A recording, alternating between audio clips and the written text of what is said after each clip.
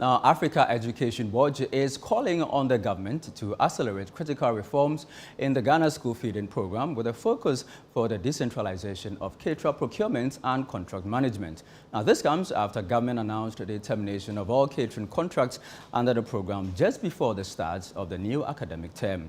In a statement issued on Sunday, May 18, Eduwatch advised that the reforms are vital for enhancing operational efficiency within the program. For more on these concerns raised by Eduwatch, we are joined via Zoom by the Executive Director of the think tank, Kofi Asare. Mr. Asare, the government told us that cancelling these contracts was to enhance the efficiency of the program, but you have raised some concerns with this. What exactly are these concerns? Well, good evening to your cherished audience. The mere cancellation of contracts and re-engagement of new contractors or caterers, it does not automatically guarantee efficiency at all. We've been running this race for about 20 years now since the program started. Every government comes, terminates existing contracts, and then rewards party loyalists with, the contracts because of the politicized nature of the Ghana school feeding program's procurement process. That's why we've not been able to improve on the program as other countries have since 2005, when school feeding program started in Africa and in South America. And so we have advised the government that to begin with, it wasn't in the right place to have terminated contracts 2 days before the reopening of schools. Bearing in mind that the school feeding program is the reason many children are in school in some parts of the country, where it's difficult to find food, during the day when schooling is in progress to eat. And so we've advised that in future, such cancellations, if necessary at all, should happen during the long vacation in August and September, where it doesn't disrupt academic work.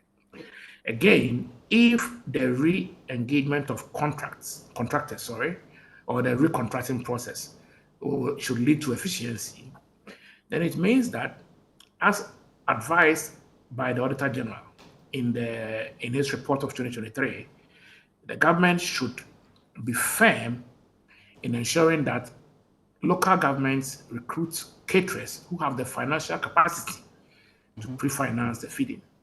Because the Ghana school feeding program will not give you cash in advance to procure and cook. And so the government must be intentional that one of the major problems facing the program is because the priority is given to women organizers and party loyalists, we end up engaging many caterers without the capacity to finance the feeding. And so the first advice is that the government should ensure that local governments recruit only caterers who have the financial muscle to finance the contracts that they are entering into. Apart from that, it is also important to note that even as the procurement of caterers is ongoing at the local level, which is great, it is not complete until we have the fiscal decentralization of the program. And that is why it's important for the Ministry of Local Government and the Ministry of Finance and then the Ministry of Gender to work together and ensure that fiscal, decentralization is complete in the program, such that Ministry of Finance transfers funds for the program straight to district assemblies to finance the caterers that they have engaged, the work of the caterers that they've engaged. So that the Ghana school feeding program plays a more of a coordinating and quality assurance role, ensuring that there is compliance, quality assurance, coordination, and standards. Standards are adhered to by local government and by caterers in implementing the program. So we want to see much more local participation in the monitoring of the program, in due diligence and in accountability, and also in implementation, and then also in its management, so that we will be able to have true local ownership for school feeding programs across the continent and in South America. The best practices that exist in the management of school feeding programs are all within decentralized and the local ownership of school feeding programs. You're also calling for an audit of the beneficiary data. Does it mean that you don't trust the 4.2 million announced in the budget? The 4.2 million in the budget is not supported with evidence from the ground. In 2024, the finance minister announced 4 million beneficiaries. That year, hundreds of caterers laid down their tools because of debts owed by government. In many of our partner schools, caterers left their post. Now, then early in 2025, a new government comes and the finance minister announced 4.2 million, when the number is actually declining because people left their post. And so on the ground, the number of beneficiaries are reducing because caterers are not cooking. They have left because government is owing them. And so it is not the case that we have increased beneficiaries from 4 million to 4.2. Even the 4 million is questionable. That's why we have called for an audit by the Auditor General into the beneficiary data of the Ghana School Feeding Program. We want to ensure that enrollment padding becomes a thing of the past as the Ghana School Feeding Program rolls out a digitized invoicing system.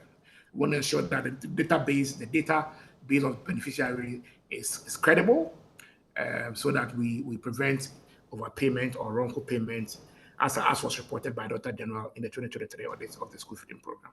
All right, before I let you go, beyond this statement, are you engaging or do you have plans of engaging the ministries, Gender Ministry, Education Ministry?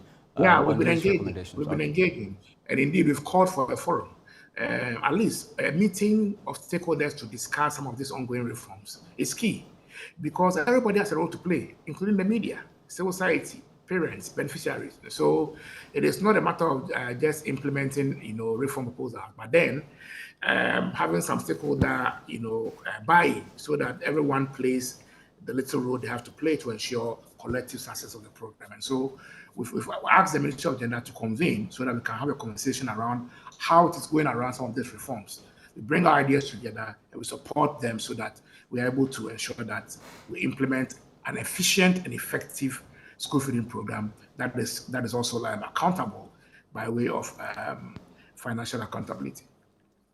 All right, grateful to you, Kofi Asare. Kofi Asare is the Executive Director for Africa Education Watch, an education think tank.